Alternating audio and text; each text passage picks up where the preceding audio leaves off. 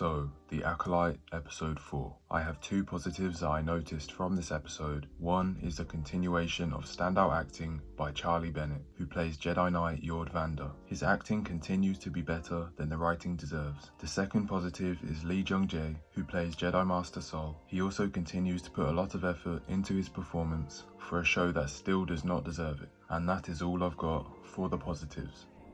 What? Because just when I thought that this show couldn't get any worse after episode 3, episode 4 shows us more about just how incompetent the writers and directors truly are.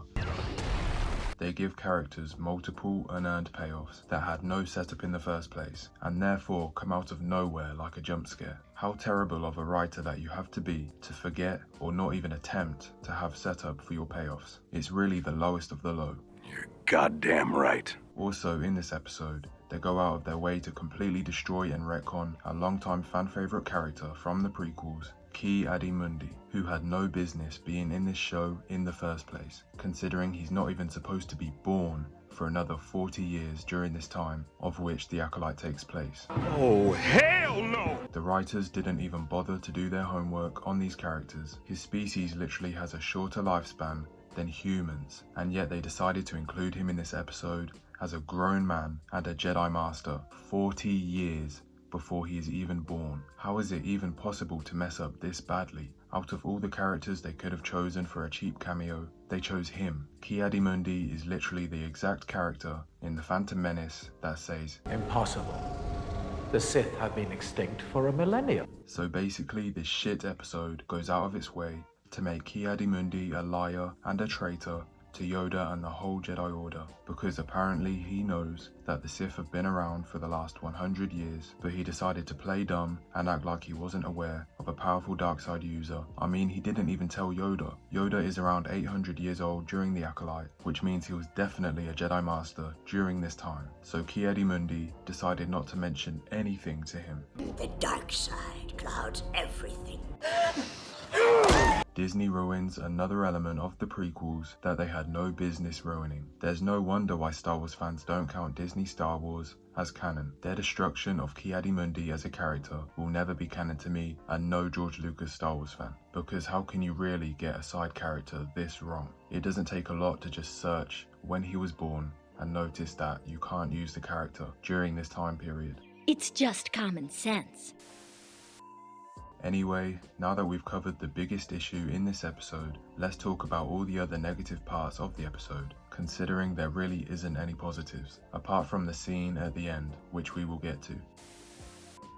So getting into it, Jackie Lon, who is Jedi Master Sol's apprentice, basically tells Osha that she's going to miss her just before Osha leaves. This scene is completely unearned. We've literally only seen about 2 scenes of Jackie and Osha interacting one-on-one, and in neither of them were they shown to have even the slightest sign of a growing friendship. They only ever interacted in the same way that you would when you try to make small talk with the new employee at your workplace that has been told to shadow you on their first day. Yet in this opening scene, they speak to each other as if they're close best friends with a lot of history together. They've shown absolutely no sign of a friendship at all, yet the viewer is suddenly supposed to believe that they have bonded enough to be close friends. This scene, like many others in this episode with the same problem, falls flat on its face. You can say that again.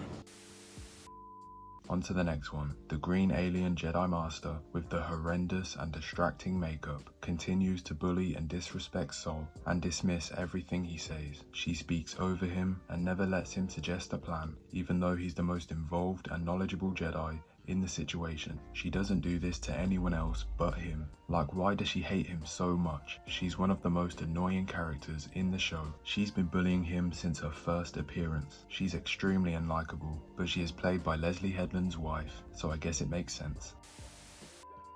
A lot of the dialogue in this show is awkward, misplaced, and unnatural. The apprentice Jackie Lon speaks to a civilian on this new planet to get information on where Kelnaka may be. She gets told some information and then relays it to the Jedi, saying he ventured into the forest and never came back. And then right after that, the next line from Sol is, "Kelnaka is in there," as he stares at the forest. What?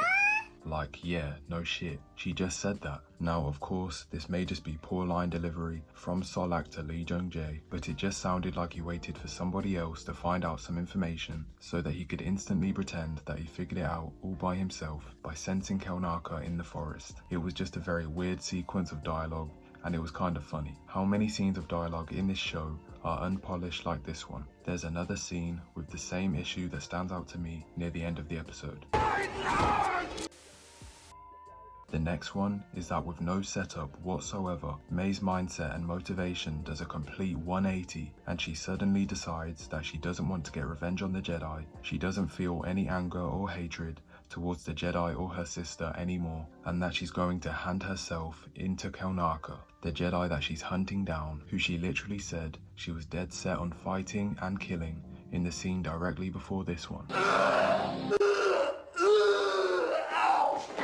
And that's no exaggeration. In the scene just before this one, she was dead set on killing Kelnaka, but in the scene directly after, her mindset flips completely.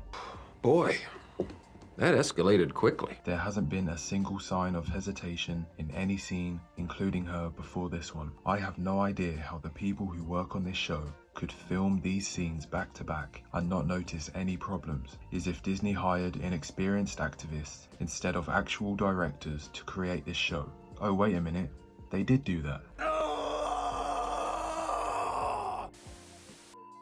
In this final scene, where the Jedi are outside of Kelnaka's hideout, waiting for May to come out, the show has arguably its best directed scene. As the Sith Master floats down from behind Osha, Jedi Master Sol senses her before the other Jedi next to him, and so he turns around to face the Sith Master behind Osha. Even though I like this scene, of course, one of the many consistent flaws throughout the series had to make an appearance in this sequence and pull me out of the one good scene in the show. And this flaw is, of course, weird dialogue. As the Sith Master walks toward Osha, Jackie Lon says, "What is that?"